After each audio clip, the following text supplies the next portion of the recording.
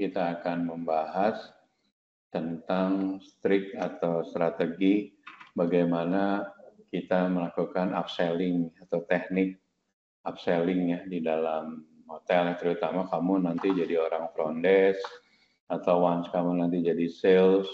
Nah, strategi upsell ini adalah pembagian dari juga strategi atau teknik yang dilakukan di dalam revenue management ya. Ini adalah basic dari kita sebagai orang front desk, gimana cara kita bisa meyakinkan tamu untuk bisa kita offer fasilitas yang jauh lebih baik. Suara saya jelas nggak? Jelas, Pak. Oke. Upselling itu di hotel industri adalah mungkin kamu kalau udah pernah training atau pernah belajar bahwa bagaimana kita cara menawarkan tamu yang tadinya tamu itu hanya booking dengan deluxe tipenya gitu ya, tipe deluxe. Kamu coba engage, kamu coba untuk offer ke dia naik tipe kamarnya ke yang lebih tinggi dari deluxe, misalnya ke suite gitu ya. Dengan harapan kan itu strategi kita untuk meningkatkan penjualan kamar ya. Karena dengan tadinya dia beli deluxe yang mungkin harganya 700, pindah ke suite yang harganya mungkin 2 kalinya ya, 1,5 atau 1 juta dan sebagainya. Nah, di dalam teori prakteknya nanti kamu di hotel, kamu sebagai front office manager, sebagai front office supervisor, kamu harus targetkan ke anak-anak untuk melakukan yang namanya upselling ke tim FO gitu ya. Nah, nanti kita bikin lomba berapa banyak tim yang bisa melakukan upsell ini gitu ya. Nah, dengan upsell ini diharapkan revenue-nya bisa menjadi jauh lebih tinggi gitu ya. Nah, kadang-kadang memang dibutuhkan suatu praktis atau latihan yang day to day dari hari ke hari sehingga membiasakan tim kita untuk terbiasa engage dengan tamu, terbiasa untuk menawarkan atau melakukan strategi menjual ke kamar yang jauh lebih tinggi atau mengambil tambahan lain, misalnya kamar including dinner dan sebagainya. Nah, efektif upselling strategi ini juga membantu kita properti kita di dalam menambah nilai servisnya gitu ya. Yang tadinya tamu biasanya hanya tahunya kamarnya tipenya deluxe saja gitu, dia tidak tahu bahwa kita ada suite-nya, kita punya mungkin ada specialty restoran di tempat kita gitu ya. Mereka mungkin hanya tahunya satu restoran saja, ternyata kita ada fasilitas yang lain. Nah, ini dibutuhkan kamu sebagai orang frontline untuk bisa terus setiap ketemu tamu, tapi kamu harus lihat juga dari body language ya. Ada tamu yang memang membutuhkan kecepatan, tapi kadang-kadang tamu juga butuh informasi tambahan lain. Nah, disinilah momen kamu yang tepat untuk kamu melakukan offering atau melakukan upselling ya. Upselling itu sangat penting ya. Pertama ya tadi meningkatkan kepuasan tamu ya. Tamu tadi dengan hanya menambah misalnya dari deluxe naik ke atasnya misalnya ada grand deluxe lah gitu ya. Mungkin nambahnya hanya 100.000 tapi kamar jauh lebih luas. Atau kamarnya minibarnya free dan sebagainya. Nah, akhirnya kan tamu lebih satisfied ya karena mungkin informasinya ini belum sampai dari sales atau belum sampai karena dia walk in ya, dia bukan tamu yang biasa atau corporate yang sudah biasa diinformasikan oleh sales kita gitu ya. Terus juga menambah loyalitas dari tamu.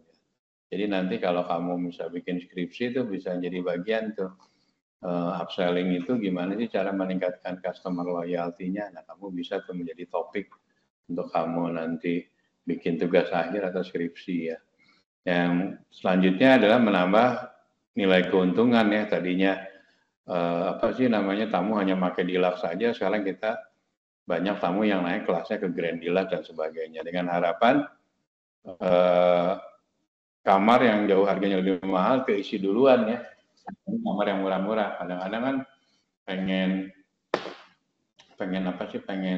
cepatnya aja anak front office atau anak sales, yang penting kamar penuh dulu. Nah, di dalam revenue management bukan semata-mata penuh, tapi kira-kira waktu ngambil tamu dengan harga yang jauh lebih baik, itu bisa meningkatkan lebih keuntungan kita dibanding hanya jual deluxe-nya aja gitu ya. Mbak Vina ada yang mau nanya nggak? Kalau nggak ada kita lanjut ya. Nah di dalam riset atau dalam prakteknya juga di Amerika ini apa namanya untuk menaikkan kita tuh nanti ada target juga untuk menaikkan RevPAR ya, revenue per available room, dengan banyaknya apa namanya kamar yang di harganya jauh lebih tinggi, nanti RevPAR-nya akan jauh lebih tinggi kan, karena harga jualnya lebih mahal dibanding dengan harga jual yang kamar deluxe gitu ya. Pasti kamu nanti RevPAR-nya kalau kamu lebih banyak Grand Deluxe dengan Deluxe pasti lebih banyak yang Grand Deluxe, lebih besar ya, karena harganya jauh lebih mahal. Nah yang selanjutnya kita bisa diferensiasi dengan apa namanya itu dengan kompetitor. Jadi dengan banyaknya upselling itu menaikkan harga jual kamar kita dan positioning di market kita jauh lebih tinggi nantinya ya, akan lebih kompetitor akan merasa harga kita jauh lebih tinggi memang karena kita banyak atau kita akan menuhin kamar-kamar yang harganya tinggi dulu gitu. Nah, nanti harga yang terendahnya akan keangkat gitu ya. Gitu ya. Apa sih bedanya upselling sama cross selling? Nah, biasanya kalau upsell itu dalam satu lini ya, misalnya kamar dari deluxe naik ke Grand Deluxe naik ke suite gitu ya. Kalau cross mungkin kamu bisa tambahin jualannya include dengan tadi F&B atau include dengan wine tasting atau airport, pick up drop dan segala macam. Nah, cross sell ini juga membantu meningkatkan nilai penjualan ya, yang tadinya hanya jual kamar doang dengan kamu bisa cross sell, jadi bisa kejual airport atau pick up transportation-nya. Atau kamu bisa jual, misalnya kamu ada rental motor, rental sepeda di hotel kamu, itu bisa nambahin ya. Nah, kita sebagai hotelier itu, kita harus juga membantu untuk melakukan cross sell itu, karena supaya apapun yang kita bisa tawarkan ke tamu dan menambah nilai penjualan itu menjadi poin bagi kita sebagai orang hotel, terutama kamu sebagai frontline bisa meningkatkan penjualan itu suatu hal yang sangat bagus ya. Nah, selanjutnya kita akan offering Pak, Bapak dengan naik ini nanti kita akan upgrade gitu misalnya ya.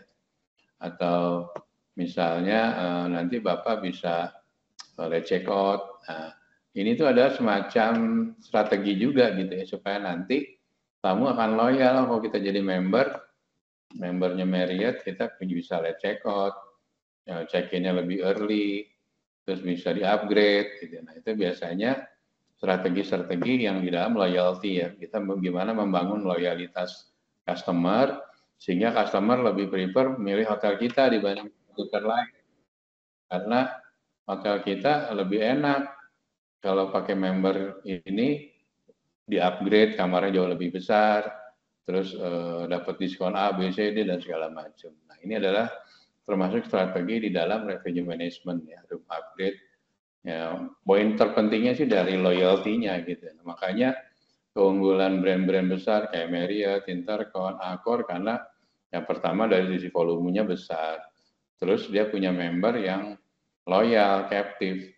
Kamu bisa lihat kayak Marriott aja di dunia itu sekitar kalau nggak salah 4 juta membernya gitu. Kamu bisa bayangin di setiap dunia itu ada begitu banyak hotel Marriott dan tamu-tamunya loyal, dia akan memilih brand Marriott dulu dibanding brand yang lain. Nah, itu adalah tujuan dari seluruh brand, gimana supaya tamu itu atau klien-klien kita itu akan loyal pada brand. Jadi mau bedanya cuma 100.000, 200.000, tapi lihat brandnya, ya udah pasti pakai brandnya ini pasti nyaman gitu. Kamu pakai sepatu mungkin brandnya Nike mungkin lebih enak dibanding Adidas atau apa. Nah itu kan sama, itu kan top of mind ya kalau kita sudah masuk ke dalam benak kita dan kita menjadi seorang yang loyal terhadap brand tersebut. Nah, diharapkan kita punya hotel juga punya brand yang kuat sehingga kita punya market yang selalu akan loyal, akan menggunakan brand kita duluan dibanding brand lainnya ya. Nah biasanya tambahan-tambahan servis ini turunannya ya. Kalau member biasanya ada misalnya fasilitas bisa di-upgrade ke suite. Kalau di-upgrade ke suite nanti kamu bisa makannya di executive lounge misalnya gitu ya. Kalau breakfast biasanya sih udah sama ya, kalau kamu member atau tidak member ya breakfastnya kan bareng ya. Kecuali kalau kamu tadi di-upgrade ke executive lounge dan sebagainya.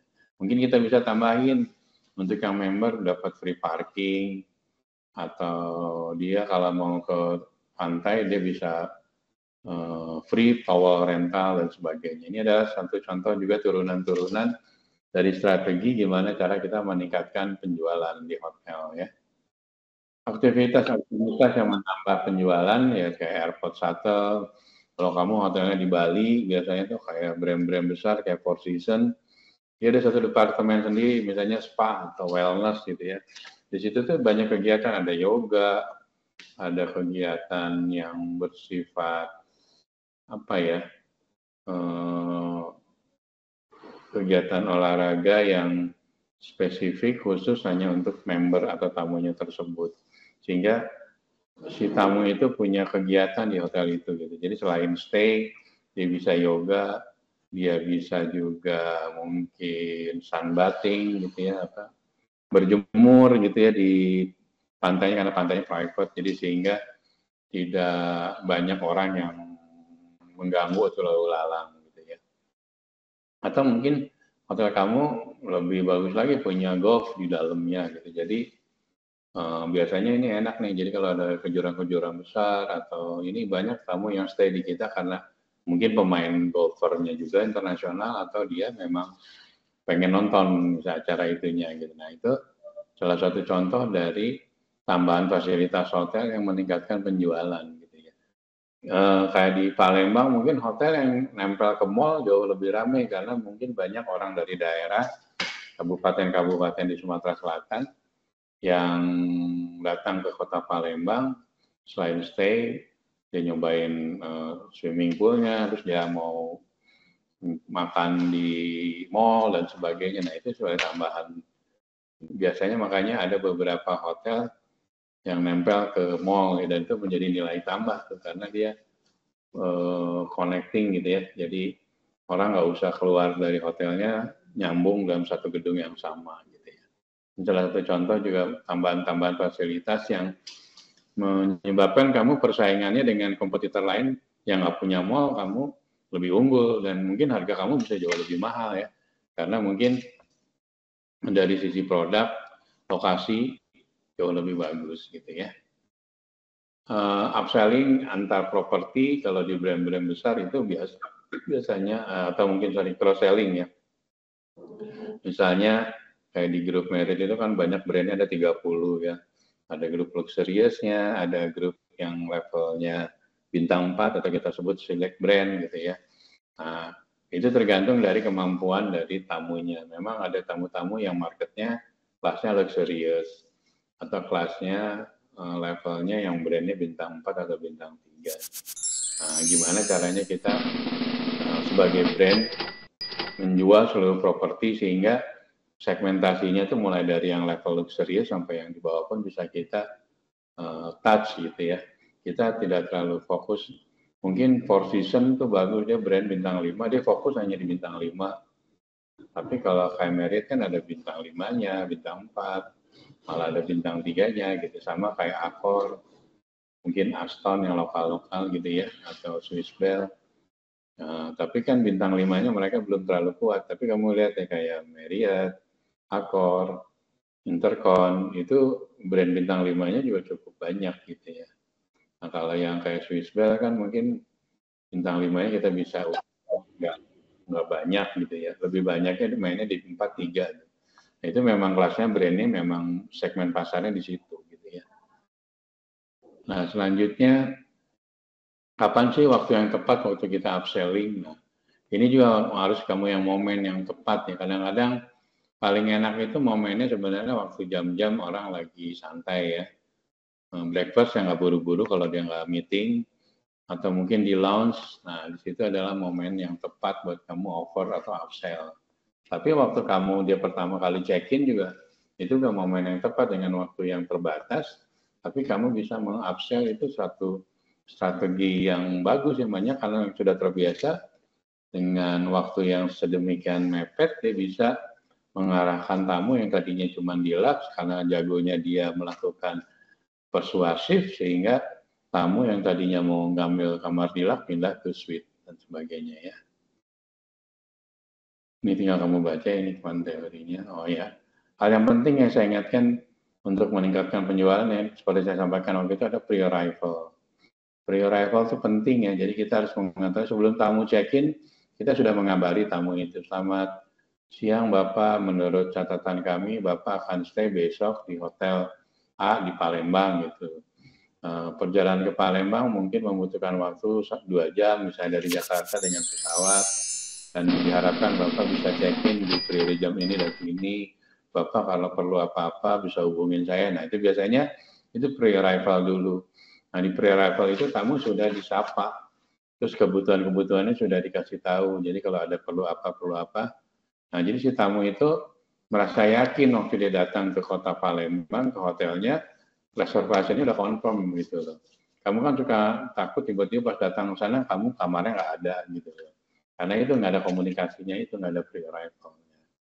Gitu ya. On arrival juga kita harus memastikan, jadi kita apalagi kalau tamunya yang menggunakan member, dia bisa menggunakan yang namanya mobile communication ya, dengan handphonenya, dia sudah terintegrated dengan guest experience, dia akan inform bahwa saya akan check-in jam 1 gitu. Saya berharap kamar sudah ready, itu langsung otomatis tim harus sudah prepare dari kemarin gitu, karena tamu udah message-nya sudah dari kemarin. Nah ini hal-hal yang mikro management ini yang kita harus siapin gitu. Kadang-kadang banyak brand yang nggak detail. Nah, kita kan melayani atau perusahaan bergerak di bidang jasa. Hal-hal yang kecil itu sangat diapresiasi oleh tamu. Nyampe tamu itu diyakinin waktu datang kamarnya sudah ready, waktu check-in prosesnya juga smooth, nggak problem, nggak banyak drama dan sebagainya. Apalagi dia upgrade tuh pasti dia happy banget. Makanya kalau kamu jadi member, kelasnya misalnya titanium tuh pasti langsung di-upgrade automatically gitu ya. Nah itulah keuntungan dari kalau hotel kamu punya yang namanya loyalty ya. Dalam stay-nya kita harus pastiin juga tamu, kalau sudah tamunya masuk ke kamar, mungkin 30 menit kemudian dari front desk telepon, bagaimana Bapak kamarnya, apakah ada masalah, segala macam. Jadi si tamu itu dari pre-arrival, dia masuk kamar, itu selalu di engage gitu, dipastiin semuanya nggak ada yang miss gitu ya. Jadi tamu merasa nyaman, dijagain gitu. Nah waktu dia mau check out pun, mulai dari FB, dia di engage, ketemu dengan tamu di breakfast, terus pas check out juga tetap di engage. Nah waktu dia check out nanti dikirimin lah namanya guest survey. Nah disitulah penilaiannya. Nah kadang-kadang kan tamu juga check-in-nya oke, pas check out rada bete, akhirnya nilai kuesionernya jelek, itu hal-hal yang biasa ya. Nah yang terakhir ini adalah apa namanya upselling teknik, kamu baca ya. Ini kamu baca nanti itunya materinya kan udah saya kirim ya, kalau nggak nanti saya kirim lagi. Kalau kamu baca nanti, nah nanti saya bikin tugas, kira-kira kamu nanti ya, ini untuk kelas Dik A, Dik 6A dan 6B, tolong membuat kira-kira kamu pakai bahasa kamu sendiri ya. Seperti tadi saya sampaikan, kamu memberikan guest experience mulai tamu dari pre-arrival, kamu bikin studi kasus, misalnya ada grup atau orang perorangan datang ke hotel, dari mulai booking sampai dia check out, apa strategi kamu untuk meningkatkan penjualan ya? Yang tadi saya sampaikan tadi ya, tinggal kamu menggunakan bahasa kamu. Gitu ya. Sampai sini ada yang mau nanya nggak Palembang? Palembang.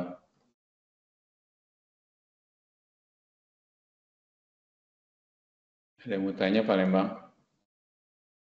Saya ini belum ada, Pak. Oke, kalau nggak ada, ketua kelas tolong di WA ya, yang hadir dan yang tidak hadir di WA. Nanti videonya akan saya share. Thank you.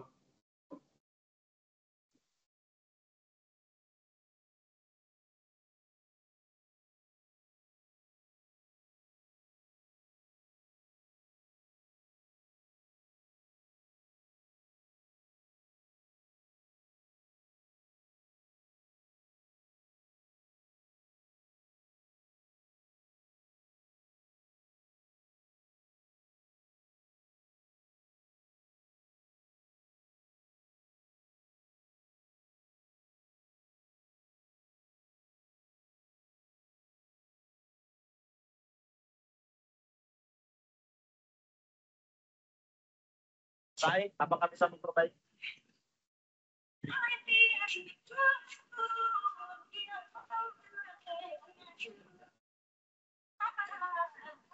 Wajah seorang penista agama, Mami Isa Siga alias Sahrul. Ini abang-abang kan? Coba kita lihat lagi. Sahrul. Astagfirullah. Salah pakai baju abang Sahrul. Sahrul memakai hijab saat ibadah umroh. Laki-laki kok bisa pakai hijab di tanah suci? Bayangkan berapa akhwat tidak murim yang ia sentuh saat beribadah. Isa Sega alias nama aslinya Sahrul, penista agama Islam, dan menjatuhkan martabat wanita. Abang Sahrul, bertobat bang. Wajah seorang penista agama, Mami Isa Sega alias Sahrul.